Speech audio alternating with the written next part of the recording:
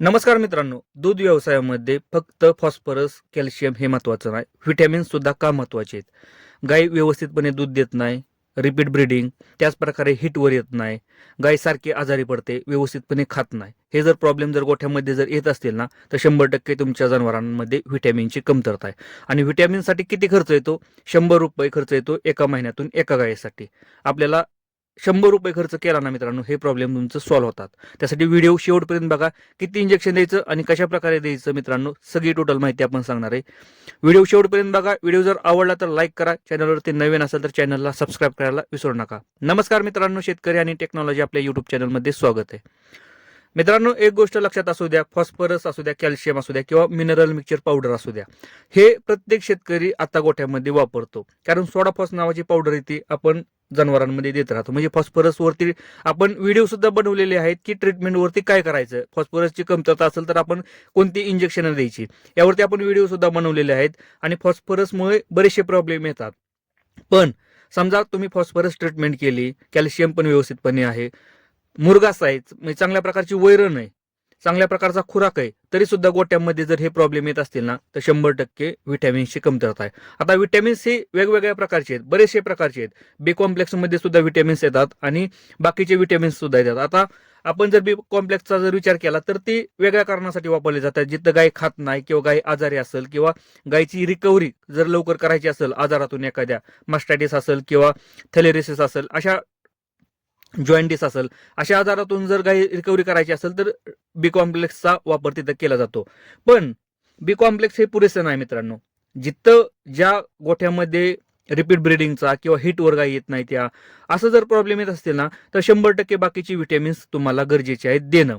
आता यामध्ये आपण कोणतं वापरलं ज्याच्यामध्ये आपल्याला रिझल्ट आला, मी याच्या आधी सुद्धा व्हिडिओ बनवलेले आहेत की रिझल्ट आल्यानंतरच आपण त्या ट्रीटमेंटचा व्हिडिओ बनवतो, तोपर्यंत आपण व्हिडिओ टाकत नाही. कारण फुकट किंवा फालतू माहिती आपण देतच नाही मित्रांनो. कारण बरेचसे मार्केटमध्ये औषधं येते, मी ते वापरत पण नाही आणि त्याच्यावरती अजून व्हिडिओ पण बनवलेले नाहीत, कारण आपल्याला गरजच पडली नाही.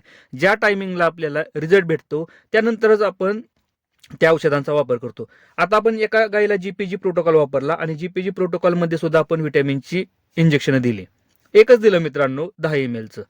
तर त्याचा सुद्धा रिझल्ट आपल्याला चांगल्या प्रकारे आला. आणि बाकीच्या गायींवरती सुद्धा ट्रीटमेंट करताना आपण व्हिटॅमिनची इंजेक्शन दिली, त्या टायमिंगला सुद्धा आपल्याला चांगल्या प्रकारचा रिझल्ट आला. आता सगळ्यात महत्वाचं आहे की इंजेक्शन देताना डॉक्टरांच्या सल्ल्याने द्यायचंय.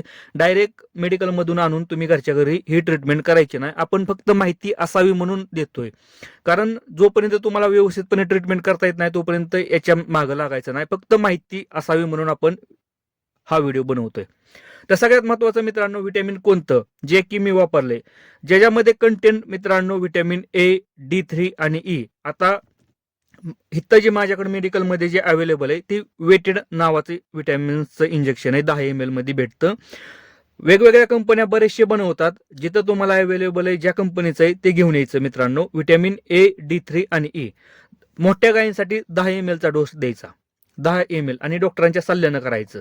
हे घरच्या घरी ट्रीटमेंट करायची नाही. आता तुम्ही कोणत्या गायींसाठी वापरू शकता, एक गोष्ट लक्षात असू द्या, प्रेग्नेंट आणि नॉन प्रेग्नेंट ह्या सगळ्या जनावरांसाठी हे चालतं व्हिटॅमिन. असं नाही की प्रेग्नेंट गायीसाठी वापरू नका, प्रेग्नेंट गायींसाठी सुद्धा चालतं आणि नॉन प्रेग्नेंटसाठी सुद्धा चालतं मित्रांनो, चांगल्या प्रकारे.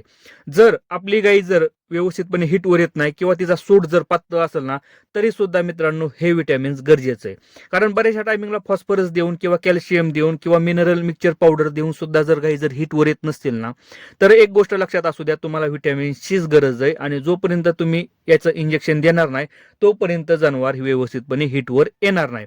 त्यासाठी व्हिटॅमिन A, D3 आणि E हे इंजेक्शन नक्कीच तुम्ही गोठ्यामध्ये वापरलं पाहिजे. कारण मित्रांनो व्हिटॅमिन्स हे गरजेचंच आहे.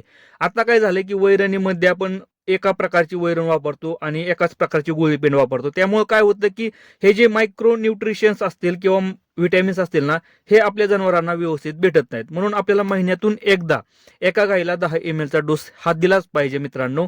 साधारणतः ₹100 भेटणार हे इंजेक्शन हे आपल्यासाठी लय महाग नाही, पण आपल्या जनावरांमध्ये येणारं प्रॉब्लेम जे की बऱ्याचशा गायी दूध देत नाही त्या किंवा पाणवत नाही त्या, हे सुद्धा मित्रांनो एक प्रकारे व्हिटॅमिनची कमतरतेमुळेच हे आजार होतात किंवा रिकव्हरी होत नाही. गायी आजारातून व्यवस्थितपणे रिकव्हरी होत नाही, टवटवीतपणा नसतो किंवा चकाकी नसते. आपण म्हणतो की गायची केस जातात, गायीच्या अंगावरती चकाकी नाही, हे मित्रांनो कशामुळे होतं, हे व्हिटॅमिनच्या कमतरतेमुळे हे बरेचसे आजार आपल्या जनावरांमध्ये होतात आणि आपल्याला लवकर समजत नाही.